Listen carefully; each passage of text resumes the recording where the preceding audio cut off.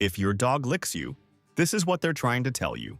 Your dog licks your hand, your face, your arm when you're sitting on the couch, your feet when you walk past.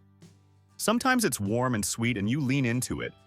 Sometimes it's relentless and you're just trying to read something and they will not stop. Sometimes it happens in a context that doesn't feel like affection at all, when you're upset, or when someone new walks in, or right after you've raised your voice. And here's the thing that most people don't realize. Those licks are not all the same thing. Licking is not a single behavior.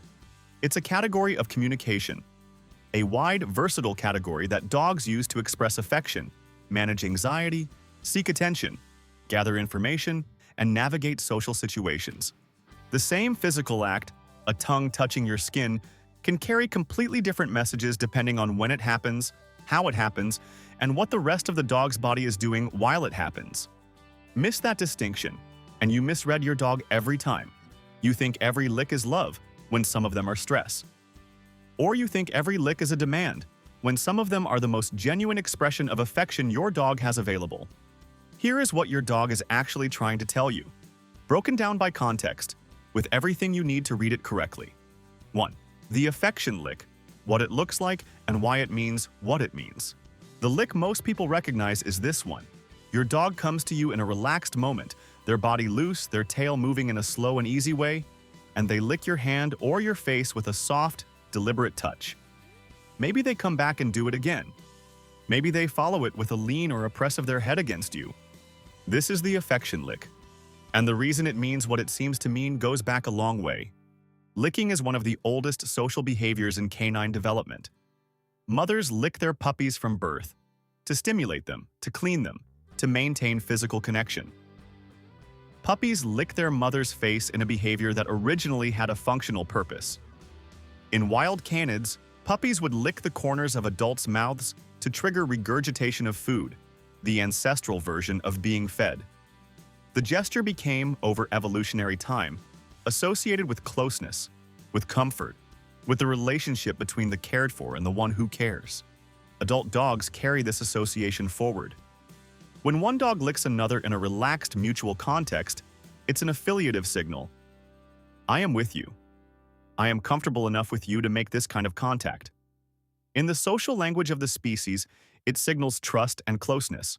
When your dog licks you in this mode, calm, soft, body loose, they are placing you into the same category. You are someone they affiliate with, someone they feel comfortable enough to touch in this way. The lick is not random. It is deliberate contact with a being they have chosen to be close to. If you don't mind the lick, you can simply receive it for what it is. If you'd prefer not to have it on your face, you can gently redirect, shift your position, offer your hand instead of your face, or simply move away without making it a punishment. The lick is not bad behavior, it's social behavior, and how you receive it shapes how the relationship communicates. 2. The attention-seeking lick. How to tell the difference. Here's where many owners get confused. Their dog licks them, and they respond. They laugh, they say, "Stop it," they push the dog away, and then the licking increases. Why isn't it working? Because the lick wasn't affection, it was a strategy. Attention-seeking licking has a different character from affiliative licking. It tends to be more insistent, more repetitive. It happens when the dog wants something, your attention, a walk, play, food, access to a space. The dog has learned, through repeated experience, not through calculation, that putting their tongue on you produces a result. You react. You look at them. You interact.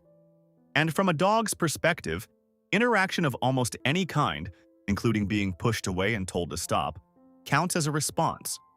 Any response is reward enough to make the behavior continue. The tell is in what happens after the lick. An affectionate dog who receives acknowledgement, a touch, a word, will often settle, lean in, and be satisfied. An attention-seeking dog who receives acknowledgement will escalate. Another lick, a paw, a nose nudge, moving closer, starting over. They're not seeking connection. They're seeking a transaction.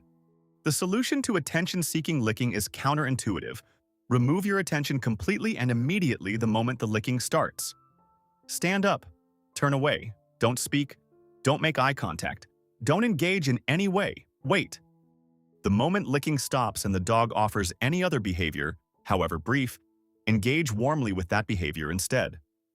Over time, the dog learns that licking produces nothing, and that something else, sitting quietly, bringing a toy, coming to you without demanding, is what opens the door to interaction.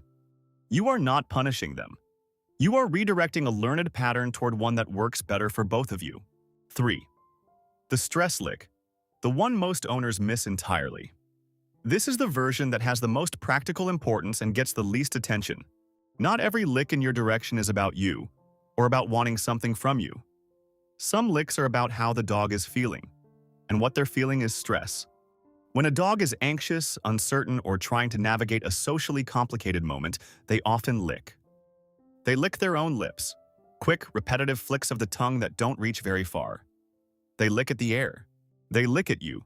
Small, repeated touches, often to the hand or the forearm, with a body that is not loose and relaxed but held more carefully. These are appeasement signals and self-calming behaviors.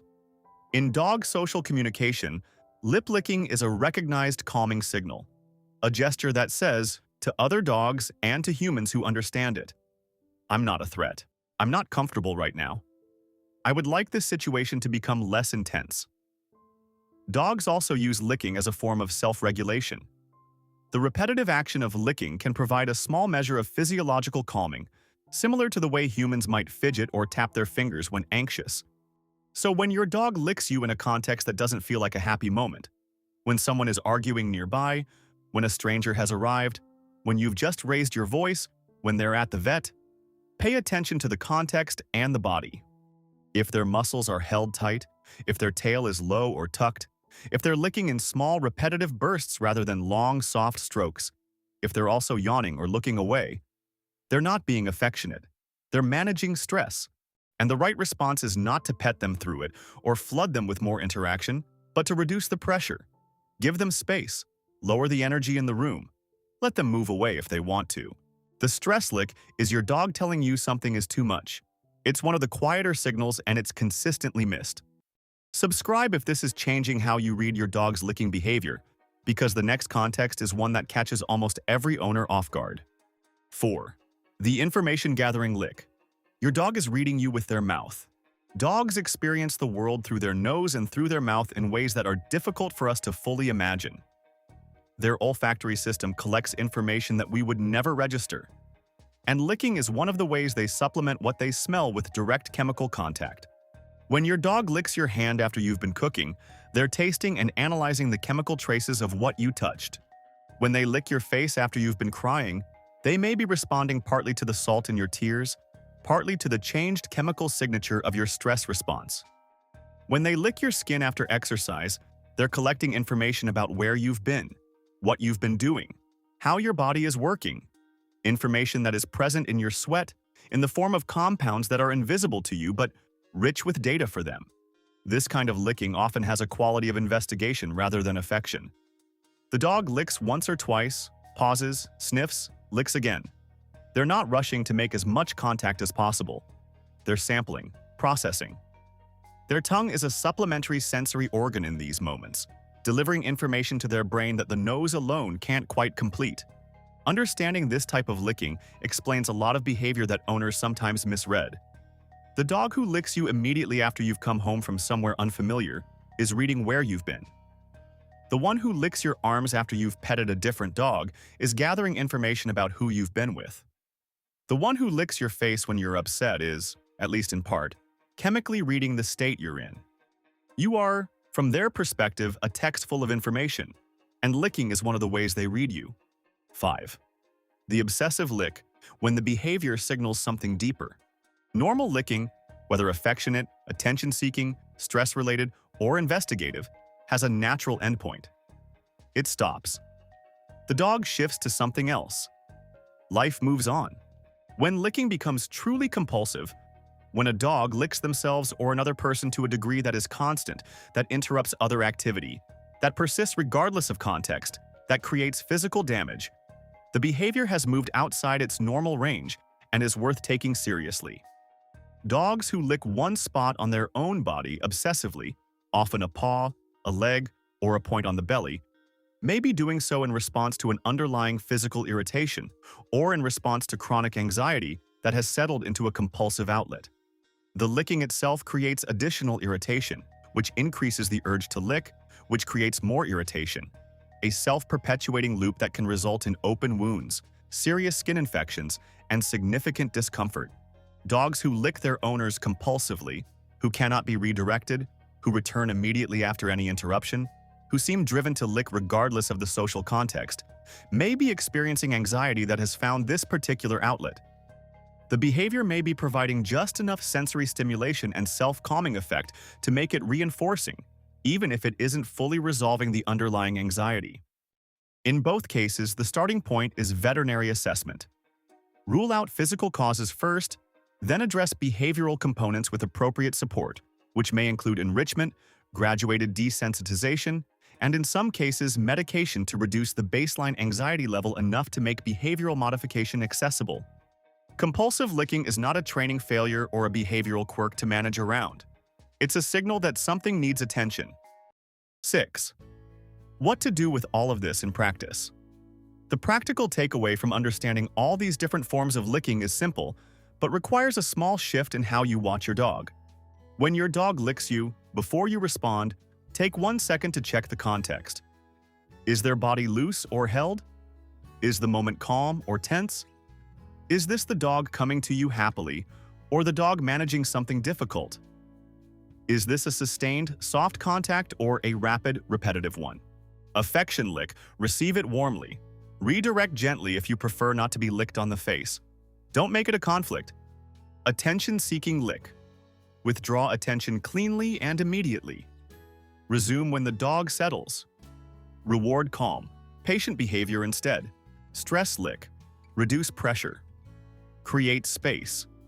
Lower the energy. Look at what in the environment might be driving the stress and address that, rather than addressing the lick itself. Information gathering lick. Let them read you. A brief investigative lick after a walk or a transition is just your dog catching up on where you've been. Compulsive licking. Seek veterinary and, if needed, behavioral support. It's a signal, not a habit. Your dog's tongue is not just a tongue. It's a social tool, a sensory organ, a communication channel, and occasionally a barometer of their emotional state. Every lick has context. Once you learn to read the context, you understand your dog in a way that almost no one around you does. Subscribe if you want to keep learning what your dog's really communicating. Every gesture they make is part of a language that, once you know it, you'll never stop hearing.